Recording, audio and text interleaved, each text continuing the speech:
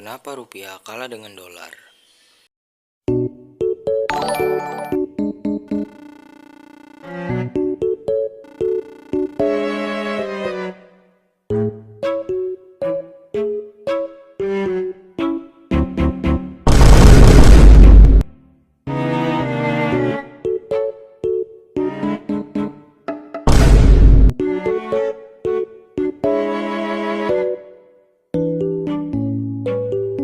Huh? Huh?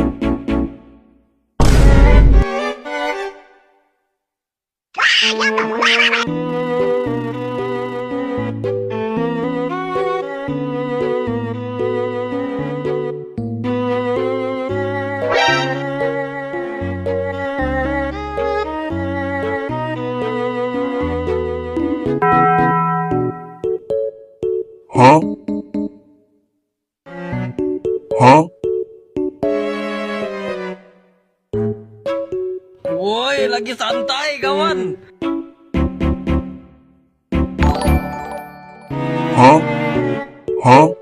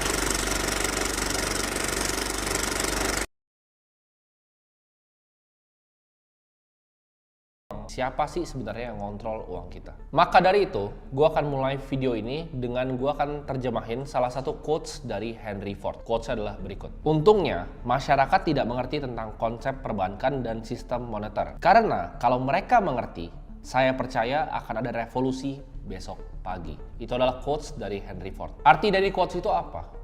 Bahwa masyarakat itu punya pengetahuan yang sangat cetek terhadap apa? Terhadap sistem moneter kita, terhadap sistem keuangan kita, terhadap sistem central banking dunia. Di sini gue akan coba untuk buka sedikit ya pemikiran kalian terhadap apa yang sebenarnya terjadi di dalam sistem perbankan kita dan betapa jahatnya sistem central banking. Ini semua adalah pengetahuan yang gue rangkum selama kurang lebih 7 tahun berkecimpung di dunia financial market. Kita itu diajarin ya dari kecil bahwa uang itu adalah sesuatu yang susah dicari. Kita diajarin mungkin sama orang tua kita untuk menabung di celengan, ya kan, celengan ayam. Kita tabung karena uang itu susah dicari. Jadi harus berhemat, harus simpen uang karena uang itu susah dicari. Jadi apa yang kita lakukan? Kita sekolah ya kan, dapat nilai yang bagus, kita lulus, kita ke kuliah juga cari nilai yang bagus untuk bisa magang di perusahaan ya, magang di perusahaan lalu pelan-pelan naik tangga korporat jadi manajer dan lain-lain. Uang itu susah dicari, harus dicari dengan kerja keras, dengan tukar waktu kita dari jam 9 pagi sampai jam 5 sore. Nah, itu adalah pemikiran-pemikiran yang ditanamkan ke kita sejak kita kecil.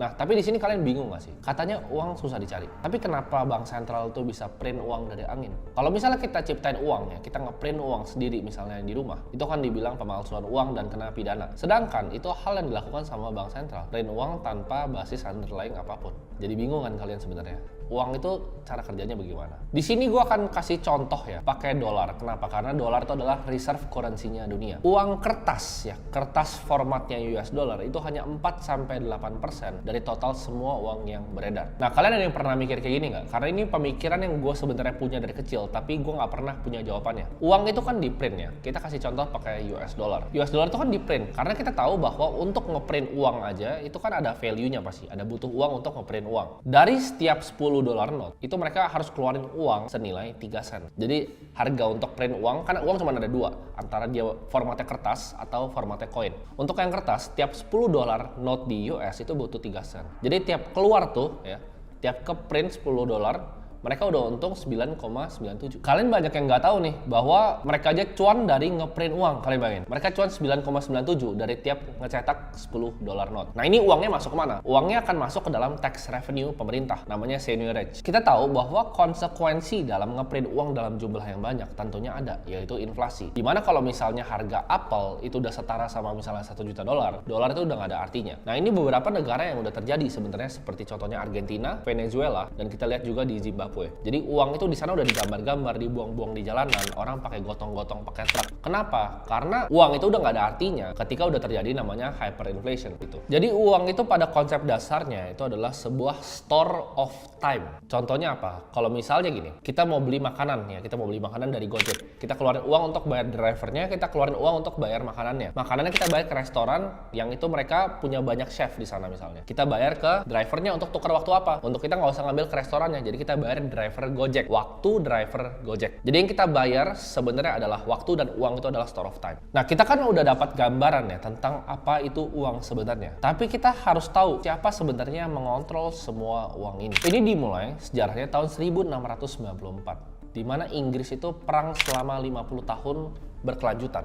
Akibatnya apa dari perang selama 50 tahun ini? Ya tentunya habis ya, nggak punya uang lagi. Lalu para politisi bingung, mereka mau lakuin political campaign-nya kayak gimana? Uangnya udah nggak ada lagi. Nah, para politisi ini butuh uang untuk ya kebutuhan politik mereka. Tapi uangnya udah habis karena dipakai perang terus-terusan selama 50 tahun. Maka salah satu banker jenius bernama William Patterson itu kasih saran, gimana kita bikin sebuah entitas baru yang terpisah dari pemerintah, yang bisa pinjemin uang ke pemerintahan dengan uang yang dicetak dari angin.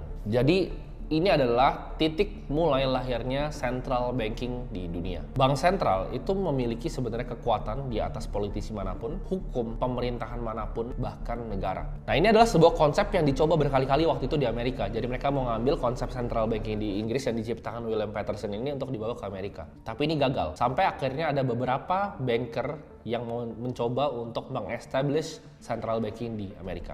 Di tahun 1910, tepatnya bulan Desember, ada 6 orang paling influential di dunia finansial, yaitu ada Paul, ada Nelson Aldrich, ada Frank Vanderlip, Benjamin Strong, Henry Davidson, Charles Norton, dan Abe Andrews. Ini meeting dilaksanakan selama 9 hari lamanya, dan mereka menciptakan namanya The Federal Reserve, atau yang kita tahu sekarang The Fed. Ini pertemuan dilakukan dengan sangat rahasia, jadi nggak ada satupun reporter yang meliput. Ini 6 orang paling berkuasa di dunia waktu itu ya. Jadi ini 6 orang, buat kalian dapat sedikit gambaran seberapa berkuasa 6 orang ini. 6 orang ini punya 1/4 harta satu dunia. Jadi 1/4 harta satu dunia ini cuma dipunya 6 orang ini. Dan mereka ketemu waktu itu di Amerika untuk establish the Federal Reserve System.